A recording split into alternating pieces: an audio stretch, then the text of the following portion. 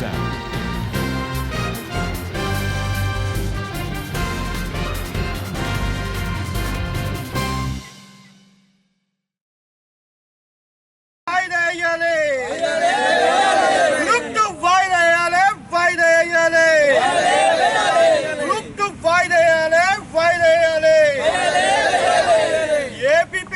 Chairman Uday Bhaskar మొండి వైఖరి నశించాలి నశించాలి ఉదయ్ భాస్కర్ మొండి వైఖరి నశించాలి నశించాలి ఉదయ్ భాస్కర్ మొండి వైఖరి నశించాలి నశించాలి గ్రూప్ 2 వాయిదా వేయాలి వాయిదా వేయాలి.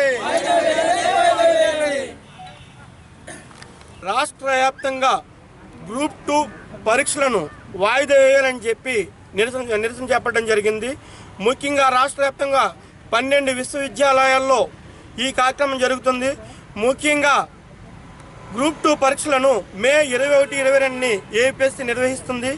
కాకపోతే గత నెల ప్రాథమిక పరీక్షను జరపడం జరిగింది. ఆ ప్రాథమిక పరీక్షలు 5 లక్షలు హాజరవుతే 49,000 మంది ప్రాథమిక పరీక్షలో క్వాలిఫై అయ్యారు.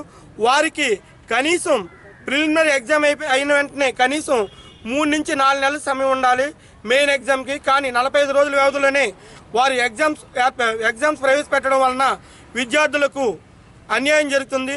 ఏ విధంగానంటే గత నెలలోనే ఈ పంచాయతీ సెక్రటరీ ఎగ్జామ్కి వీళ్ళు ప్రిపేర్ అయ్యారు. అదొకటి. మరొకటి ఏంటంటే మే 7వ తారీఖున గ్రూప్ 1 ఎగ్జామ్ కూడా ప్రిలిమినరీ జరుగుతుంది. అదొకటి కారణం.